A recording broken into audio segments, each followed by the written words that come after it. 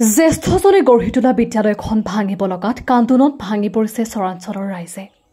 দুখৰ বিষয়, আজি প্ৰায় 40 বছৰ হৈ গ'ল এইখন গাঁৱৰ বসতি কৰি আছোঁ। ব্ৰহ্মপুত্ৰৰ কবলত পৰি আজি উঠি যাব লগা হৈছে, কাৰণ আমি এই অঞ্চলৰ দুখীয়া ৰাইজ ইমান ধুনীয়াকৈ চাৰিওফালে এই অঞ্চলৰ মুৰব্বীসকলে ৱাল বনাই অনুষ্ঠানখন ত্যাগ স্বীকাৰ কৰি এই অনুষ্ঠানখন গঢ়িছিল। আজি ব্ৰহ্মপুত্ৰৰ কবলত পৰিবলগীয়া হৈছে, যাৰ ফলত আজি সকলো ৰাইজ একমত হৈ আমাৰ এই অনুষ্ঠানখন বৰফালাদিত নিয়াৰ কাৰণে এখন সাধাৰণ সভাৰ প্ৰস্তাৱ লৈছে আৰু উৰ্ধতম কৰ্তৃপক্ষক ৰাইজে অৱগত কৰিছে। চেঙা সমষ্টিৰ অন্তৰ্গত বালিধাৰী প্ৰাথমিক বিদ্যালয়খন ব্ৰহ্মপুত্ৰৰ গৰাখহনীয়াৰ কবলত। মহাবাহু ব্ৰহ্মপুত্ৰৰ গৰাখহনীয়াত ক্ৰমাৎ সলনি কৰিছে বৰপেটাৰ নৈপৰীয়া অঞ্চলৰ ভৌগোলিক মানচিত্ৰ। সংকটত ভুগিবলগীয়া হৈছে বালিধাৰী অঞ্চলৰ ৰাইজ। খহনীয়াত জাহ গৈছে শ শ বিঘা খেতিপথাৰ, চৰকাৰী বেচৰকাৰী অনুষ্ঠান প্ৰতিষ্ঠান, সহস্ৰজনে হৈ পৰিছে সৰ্বশ্ৰান্ত গৃহহাৰা। দীৰ্ঘদিন ধৰি মহাবাহু ব্ৰহ্মপুত্ৰৰ খহনীয়ে লগ নেৰা বালিধাৰী অঞ্চলৰ ৰাইজ আজি হাহাকাৰ কৰিবলগীয়া হৈছে। আজি গাঁৱৰ ৰাইজে একত্ৰিত হৈ এখন সাধাৰণ সভা অনুষ্ঠিত কৰি বালিধাৰী প্ৰাথমিক বিদ্যালয়খন গৰাখহনীয়াৰ পৰা ৰক্ষা কৰিবলৈ স্থানান্তৰিত কৰাৰ সংকল্প লয়। লগতে উল্লেখ কৰে চৰকাৰী কৰ্তৃপক্ষৰ পৰা অনুমতি পালে বৰফালাদিলৈ স্থানান্তৰিত কৰিব বুলি সভাত সিদ্ধান্ত লয়।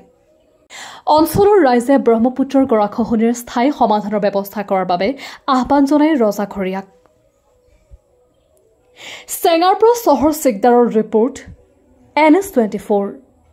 বিহু চেঙা শিক্ষাখণ্ডক অৱগত কৰাইছে আৰু চেঙা চাৰ্কল অফিচাৰক অৰ্থাৎ ৰাজহ চক্ৰৰ বিষয়া মহোদয়ক অৱগত কৰাইছে, আৰু লগতে আমাৰ গাঁওবুঢ়াও আমাৰ লগত আহি সাধাৰণ সভাত প্ৰস্তাৱ লৈছে। সকলো ৰাইজে একমত হৈ আমাৰ এইখন অনুষ্ঠান বৰফালাদিত নিয়াৰ কাৰণে প্ৰস্তাৱ গ্ৰহণ কৰিছে আৰু উৰ্ধতম কৰ্তৃপক্ষৰ লগত আলোচনা কৰি সিদ্ধান্ত গ্ৰহণ কৰিছে। আৰু ইতিমধ্যে 10 মিটাৰমান আঁতৰত আছে আমাৰ স্কুলখন, কাৰণ কালি আমাৰ এইখন বিদ্যালয় ভাঙিবলগীয়া হৈছে, কাৰণ কালি সকলো ৰাইজ একেলগে আহি আমাৰ এইখন অনুষ্ঠান ভাঙি বৰফালাদিত লৈ যোৱাৰ কাৰণে সিদ্ধান্ত গ্ৰহণ কৰিছে। কোনো ৰাইজে ইয়াত আখুৱা কৰা নাই, সকলো ৰাইজে একমত হৈ হাত চাপৰিৰে আমাক সন্মতি জনাইছে, যাতে এই বালিধাৰীৰ মানুহখিনি, গোটেই গৰাখহনীয়া মানুহখিনি হয়তো এই বৰফালাদিত আধা বিঘা 1 কঠা 2 কঠা মাটি কিনি তাতে বসতি কৰিছে, তাত কোনো ধৰণৰ অনুষ্ঠান নাই। অনুষ্ঠান আছে কিন্তু কোকাৰপাৰ ডিফাৰেঞ্চ হ'ব মোটামুটি 2 কিলোমিটাৰ। নিলগত আপোনাৰ ME স্কুল প্ৰাথমিক বিদ্যালয় আছে। আমাৰ এই ল'ৰা ছোৱালীক 2 কিলোমিটাৰ খোজকাঢ়ি সেইখন বিদ্যালয়ত যোৱাৰ কাৰণে অসম্ভৱ, যাৰ কাৰণে আমাৰ এই অঞ্চলৰ মুখিয়াল ব্যক্তিসকলে, সচেতন নাগৰিকসকলে আলোচনা কৰি একমত হৈ স্কুলখন তাতে নিয়াৰ কাৰণে সিদ্ধান্ত কৰিছে আৰু উৰ্ধতম কৰ্তৃপক্ষৰ লগত আলোচনা কৰি এই কাম ওচৰেই গ্ৰহণ কৰিব বুলি মই আবেদন জনাইছোঁ। সকলো ৰাইজে একমত হৈ এই অনুষ্ঠানৰ স্বাৰ্থত। প্ৰথমে আমি সাংবাদিক বন্ধুক ধন্যবাদ জনাইছোঁ। আমাৰ এই ব্ৰহ্মপুত্ৰ নদীত গৰাখহনীয়া কবলত আমি আমাৰ এই বালিধাৰী চিনেমাৰী ৰাইজত ভুগি আছোঁ। আমি চবকেইটা ৰাইজ একেলগে গৈছোঁ। আমি এটা সাধাৰণ সভা পাতিছোঁ। সভাত আমি প্ৰস্তাৱ লৈছোঁ যে আমাৰ এই বালিধাৰী চিনেমাৰী মানুহ বেছি অংশ মানুহ আমি এই বৰফালাদিত উঠি গৈছোঁ। আমি সেইকাৰণে কৈছোঁ আমাৰ ল'ৰা ছোৱালীবিলাক চবকেইটা তাতে আছে। আমি এই স্কুলখন আমি এটা প্ৰস্তাৱ লৈ আমি বৰফালাদিত নিবৰ কাৰণে বিচাৰিছোঁ। তাৰে এটা আমি চবকেইটা একলগ হৈ মই এটা মত বিৱৰণ কৰিছোঁ। ৰাইজৰ একমত হৈ গৰাখহনী আমি বৰফালাদি নিবার জন্য আমি একমত হয়ে গেছি। মানে স্কুলখন নদী ভাঙি আছে, গৰাখহনীয়া ভাঙি আছে। এই নদীত প্ৰস্তাৱ ল'বৰ কাৰণে আমি মিটিং মাতিছোঁ, স্কুলটো ক'ত লৈ যায়। সব ৰাইজে মত কৰিলে বোলে আমি বৰফালাদিত মানুহ আমি উঠি গৈছোঁ, তাতে ঘৰ পাতি বান্ধিছোঁ, আমি তাতে লৈ যাম, এনেকুৱা এটা প্ৰস্তাৱ লোৱা হৈছে।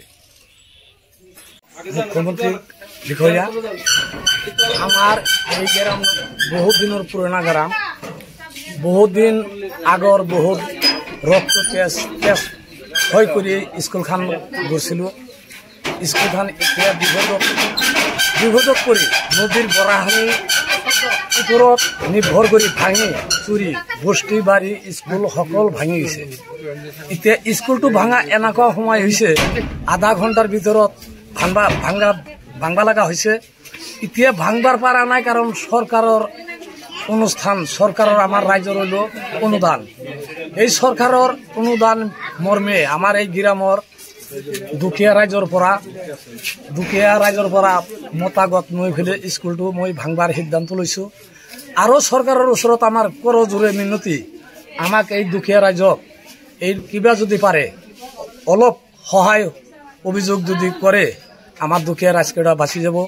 নদীত বহুত মানুহ, দুখীয়া মানুহ পৰি গৈছে নদীৰ সন্মুখত।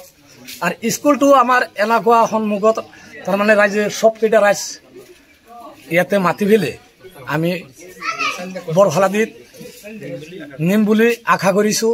সকল ৰাইজে 30-40 আছে, সকলক মিলি ঝিলি স্কুলটো ভাঙবাৰ কাৰণে আমি সিদ্ধান্ত নিছোঁ। আমি বৰফালাদি নিম বুলি আশা কৰিছোঁ। ইয়াতে কোনো তাৰমানে কাৰো বিমত নাই, সকলোৰে মত আছে।